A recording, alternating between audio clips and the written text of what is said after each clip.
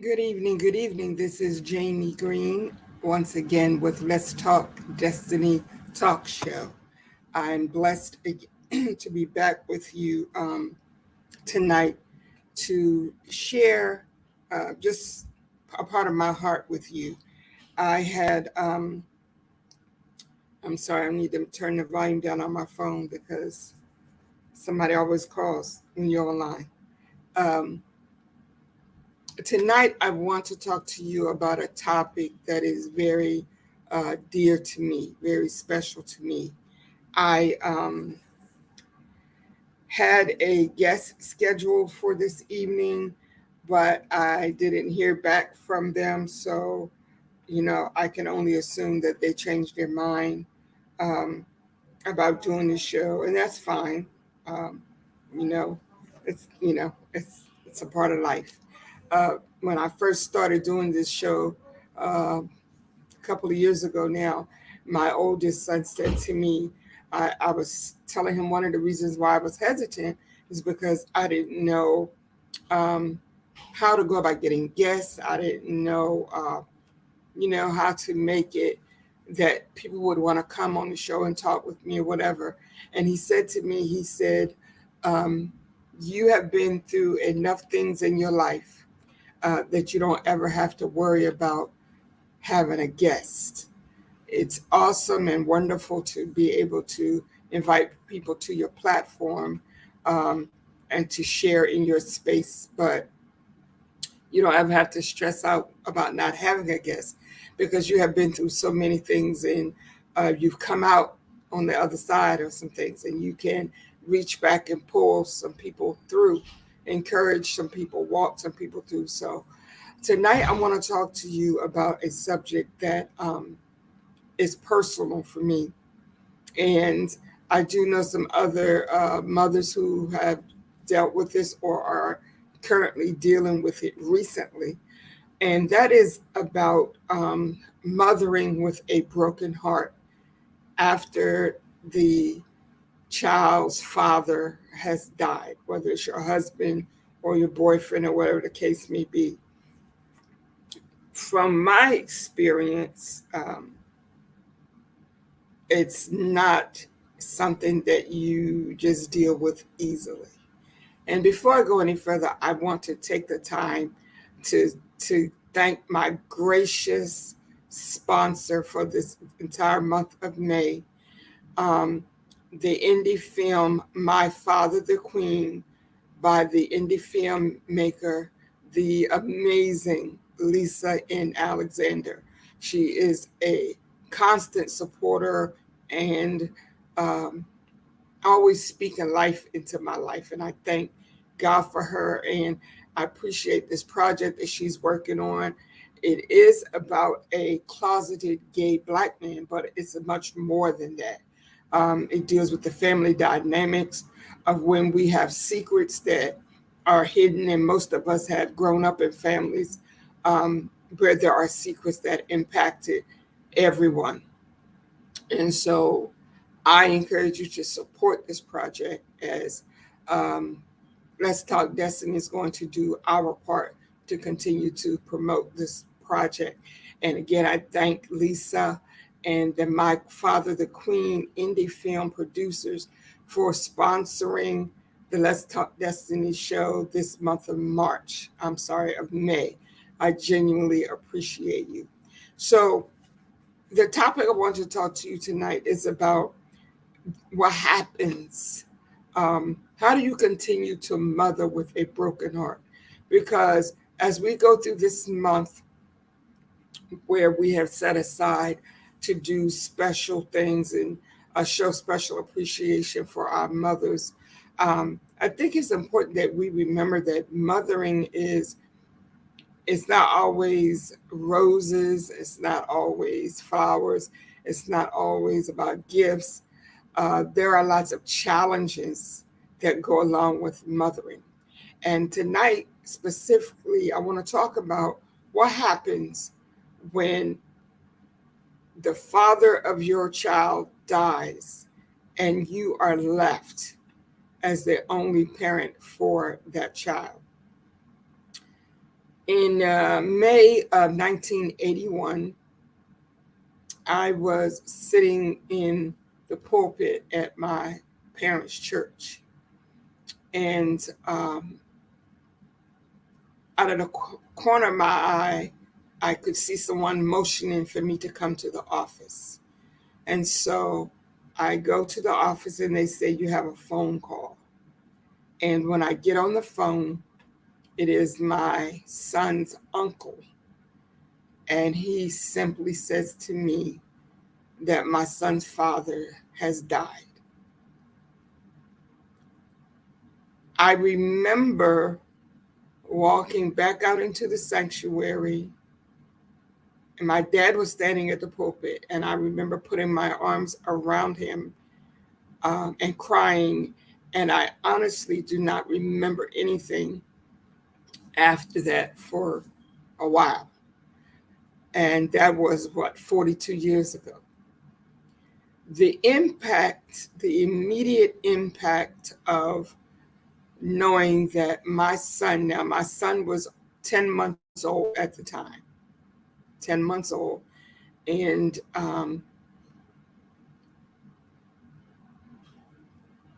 I just couldn't even think, like, what do I do now? What happens next?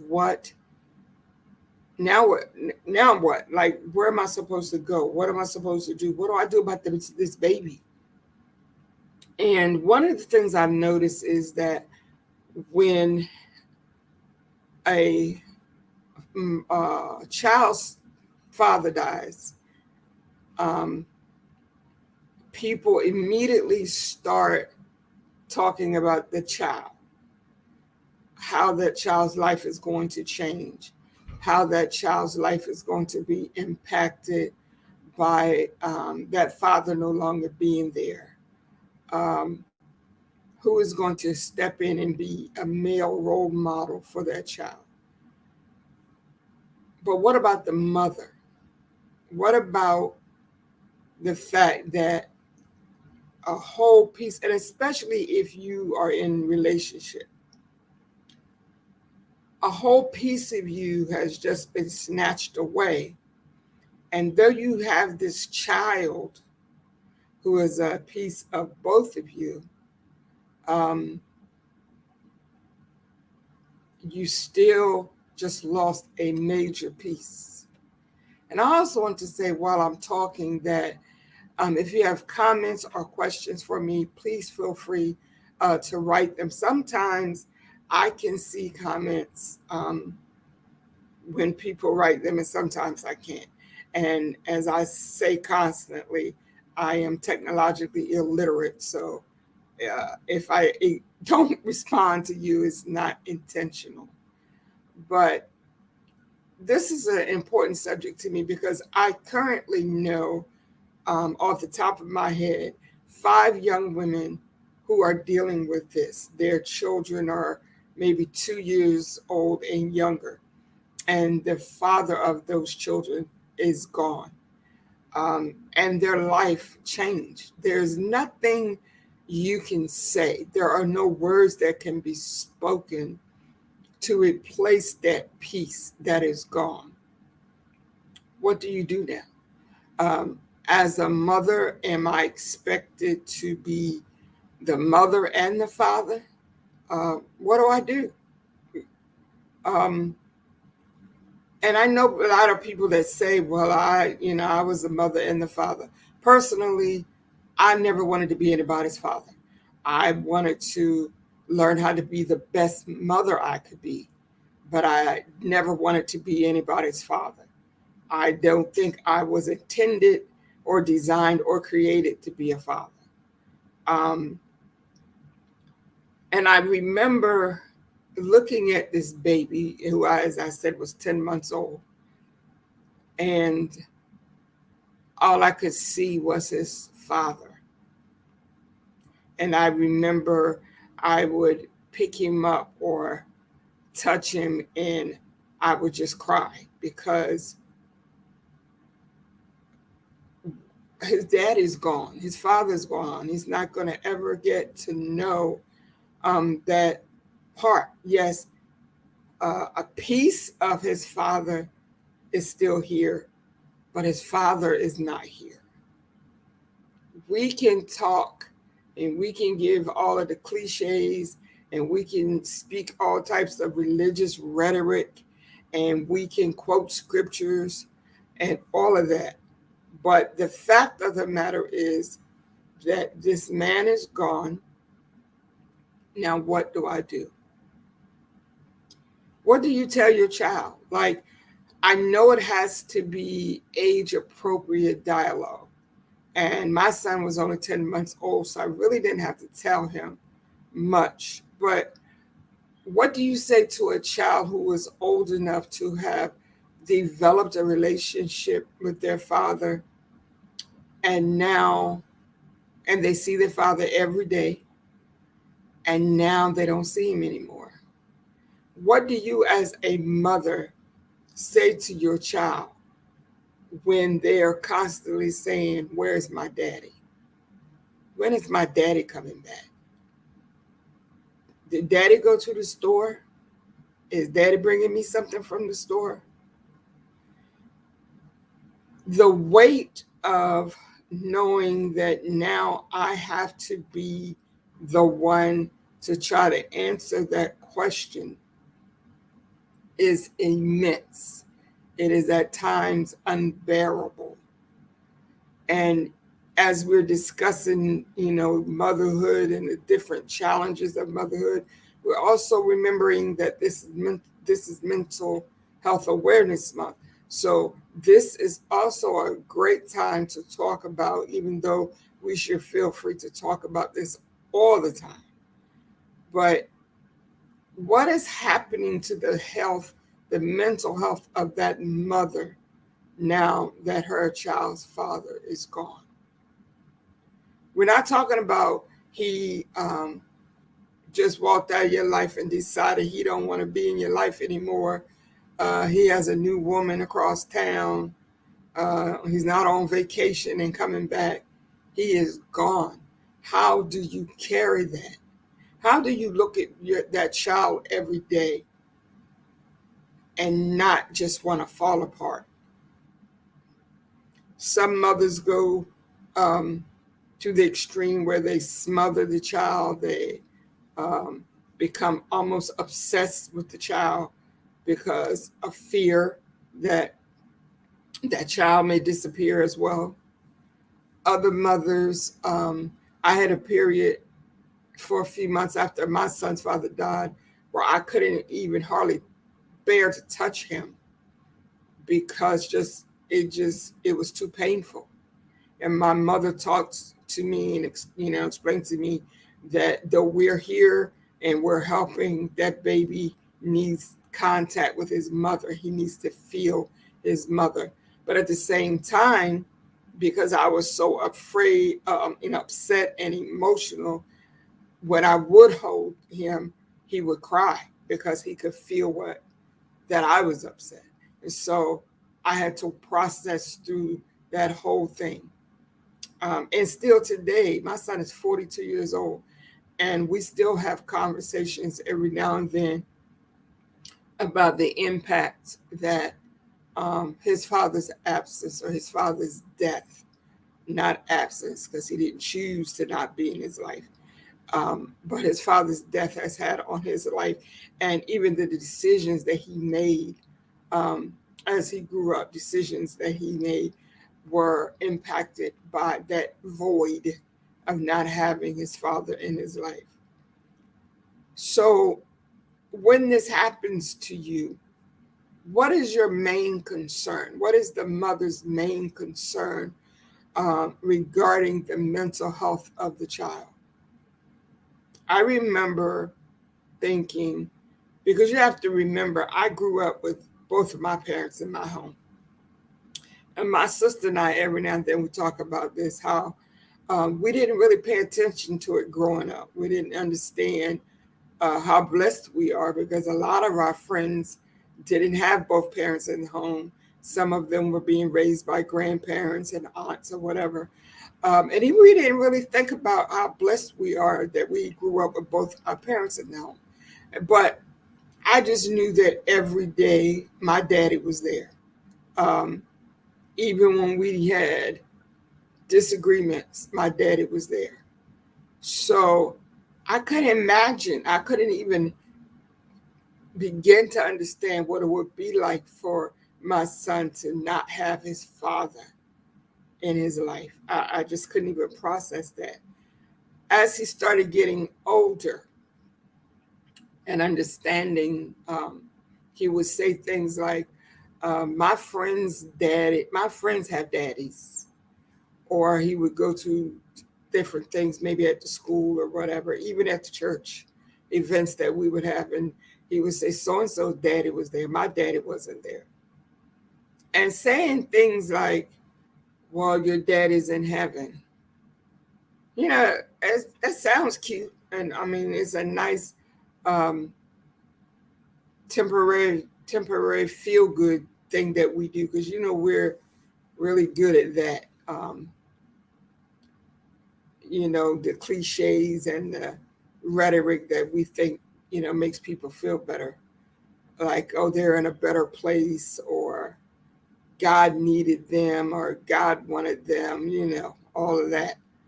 Um, but to say to a child, your daddy's not here because God needed him, that doesn't make any sense to that child.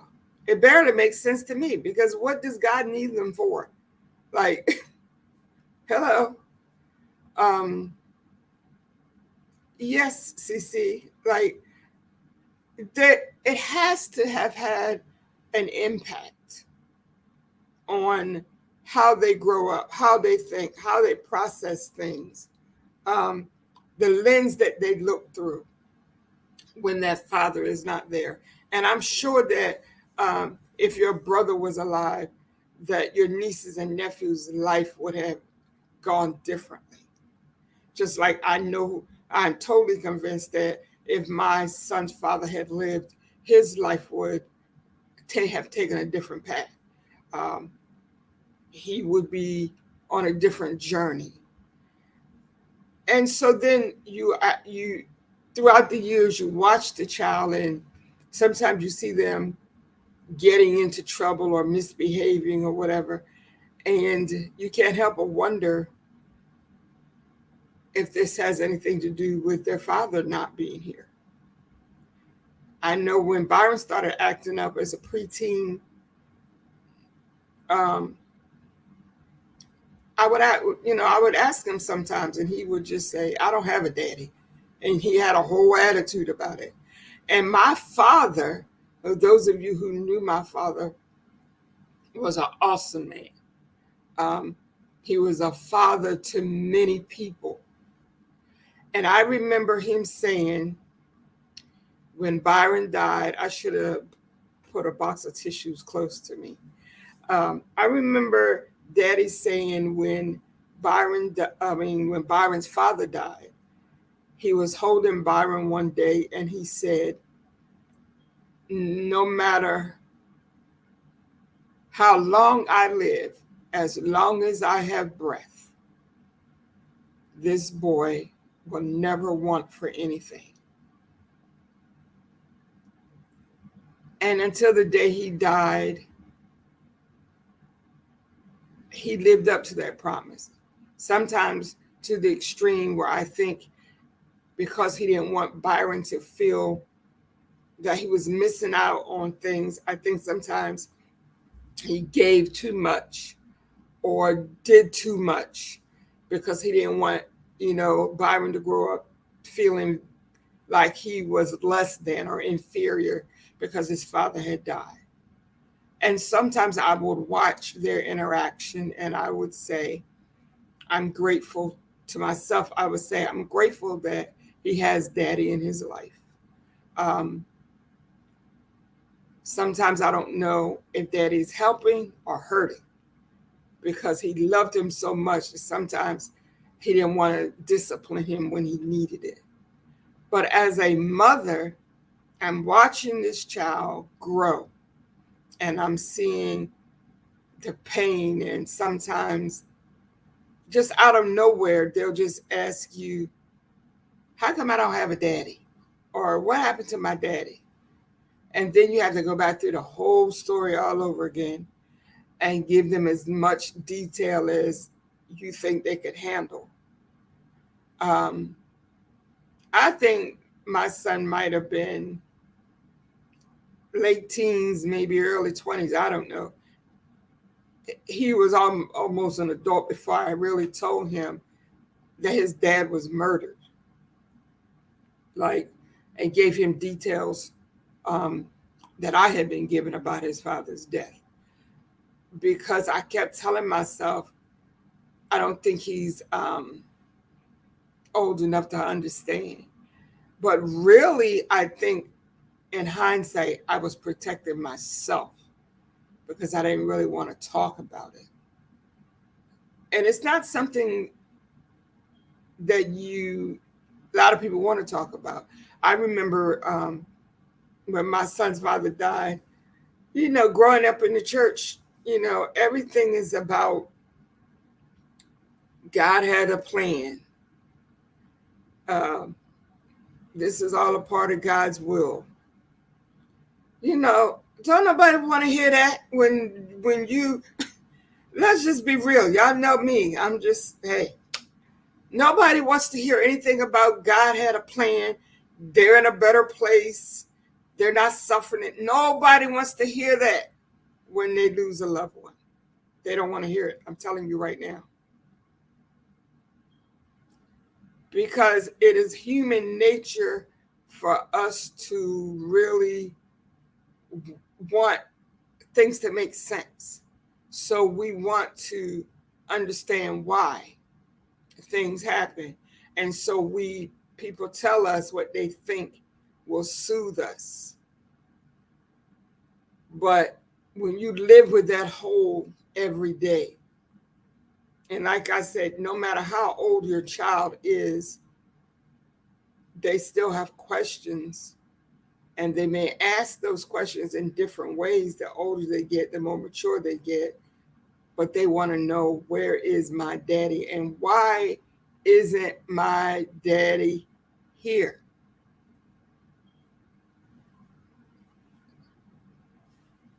Oh, boy. And then when you don't have people who understand grief. And Kamara, I'm so glad that you joined us tonight. I really appreciate it. Cece, I'm glad that you're with me tonight. I appreciate it. I feel your strength and I feel your energy. And um, this is a very important conversation because we go through our whole lives, many of us, without addressing things like this. And we just walk over it. We step over it. We're trained to let the past be the past. We are programmed to look forward, stop looking back. We're told that you can't get healed because you keep thinking about it. Well, the reality of the fact is, if I have a child whose father is gone, I see that child every day. It's not like I can just forget it. And it impacts my life. I watched my son as he got older and older and became angrier and angrier. And finally said to me one day that the reason he was so angry was because his daddy died. He never got to know his daddy, and he didn't have a relationship with his daddy's family. So there was that big void there. And we can say all we want to, well, I'm here, mommy loves you, don't worry about it. Yes, mommy's here, but mommy cannot fill that void that is missing. And I've often heard people say, well, you can't miss what you never had. And I totally disagree with that, because there are certain parts of our being in our human existence that should incorporate certain pieces. And when those pieces are missing, it creates a void. And we miss it even if we've never had it. If your child is walking around in the neighborhood and they see other children with mommies and daddies, they go to school, they see at PTA, they see mommy and daddies. If they're involved in sports, they go to activities and they see mommy and daddy. Just because they didn't never have their dad there doesn't mean that they don't know he's not there. So you can miss what you've never had. I totally believe that. But I wanted to share to you mothers, it is challenging. Um, and I'm just a very real person. I don't deal with what sounds good and whatever. I deal with feel what you feel, because the only way to get past it, to heal through it, I should say, is to acknowledge it.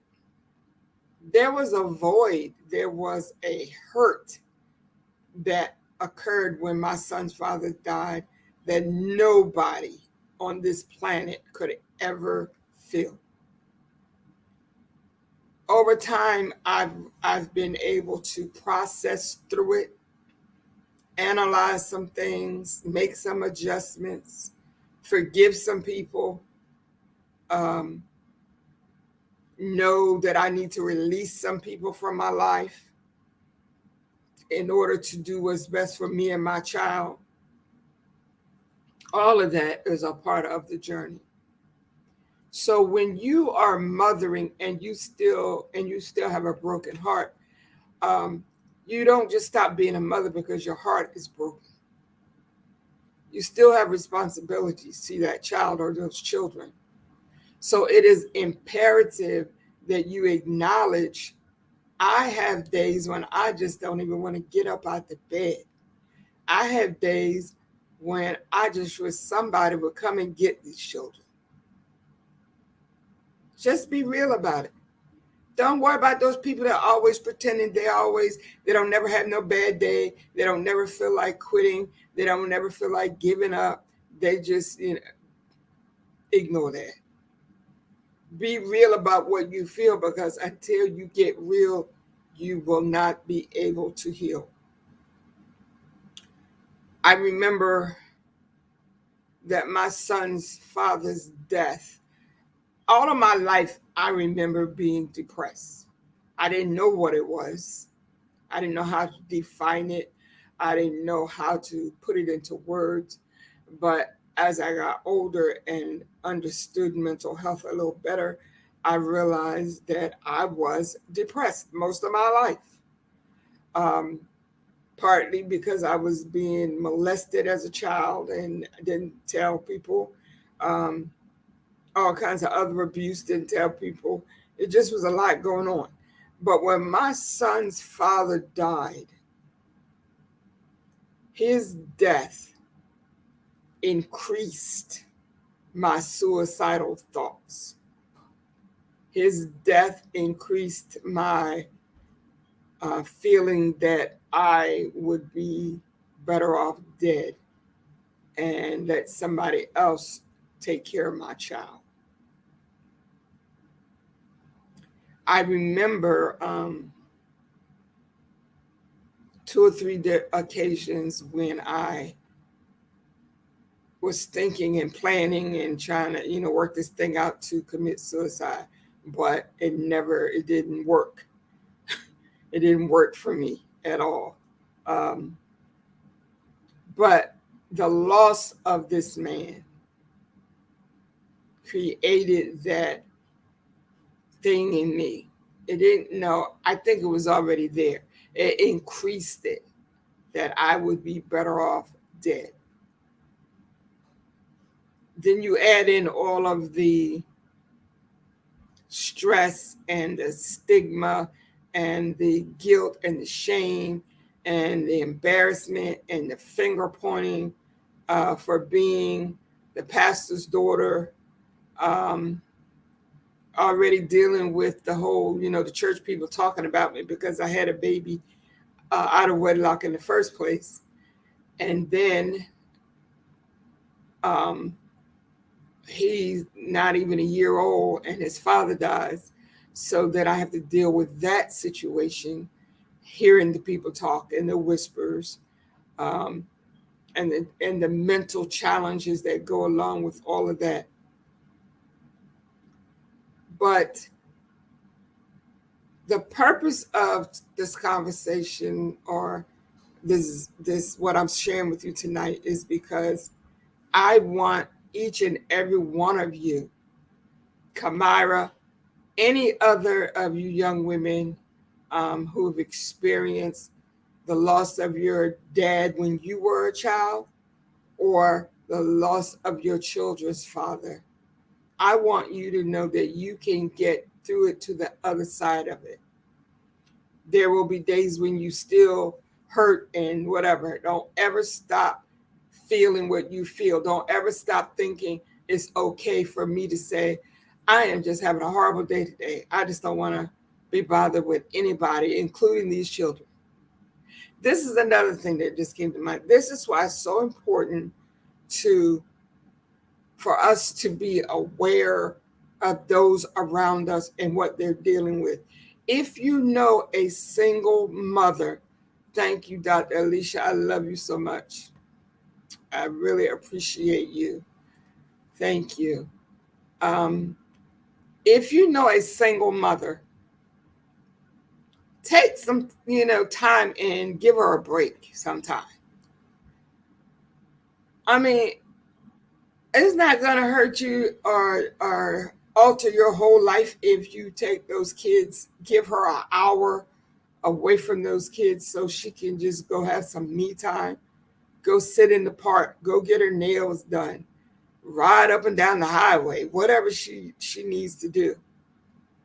It is a struggle. It is a struggle for mothers of any age, but especially young single mothers. This is, and I'm going to say this while I'm here, this is one of the reasons why I set up this format as a place where I could gather some of the young mothers and some of the young women, and we could talk. Um, Even if we don't go live, we can just get on a Zoom and talk about some of the daily challenges that they are facing. But for whatever reason, they don't respond when I reach out to them. There are people that love you. There are people that care about you. I know what it's like to feel like nobody cares what I'm going through. Nobody's paying attention. I'm hurting, and they're not even. I trust me. I know what it feels like. I know what it feels like to have to take my child and leave church service because he was upset and crying and whatever was going on. And instead of somebody coming to help me, they would say something negative about him crying so much. And I would just pack him up and leave. There's no way in the world that God is pleased with a young mother having to leave church rather than somebody helping her out with their baby. Because you don't know what she has gone through up until that point. And if he's crying that much, maybe sick or whatever the case may be. My point is this: let us not be so quick to ignore these young women. That's all right, Cece. Like, we're grandparents now. And I know some of us, like myself, we have challenges, physical challenges, whatever. And we can't just be running around behind these kids like we used to. There is like my youngest grandson is 3, and the next one to him is, I think, 18. So, yeah, there's a big difference between there. So Nana can't do what Nana used to do. But every now and then I just say, I want to get my grandson for a few days because these young women need us and these children need us. Excuse me. So I want to ask you this question. One of the things that I enjoy about this format is being able to ask hard questions and that make people think. And this is for those of you who've had saved your children's father is deceased, or if he's not in their life, maybe he's just choosing not to be in their life. Um, well, tell them to bring Aunt Jamie some vegetables when you get to the garden, Cece. Um, how do you handle when your children's family on the other side uh, ignores your child? That's a whole different conversation that we can have later on. It's difficult enough when the father is still living and the child has no relationship with him. It's even more of a challenge when the father is dead and gone on wherever he's gone, and the child has no relationship with that part of the family because they don't have anything to connect them. So that makes the void even more difficult for them. As a mother, all you can do is be the best version of yourself. A Mother's Cry was started on the premise of we cannot be, in my opinion, we cannot be great mothers until we are the best version of women ourselves. And so a lot of us face challenges as mothers because we weren't ready for motherhood. Um, we weren't ready for some of the things that happened after we became mothers, so forth and so on. But I want you to know that it's not over. As long as you have breath, you can fix this thing. You're not by yourself. Don't keep letting those thoughts run through your head. Nobody loves me. Nobody cares about me. I'm all doing this by myself. You are not the only person that has a father that died when you were a child.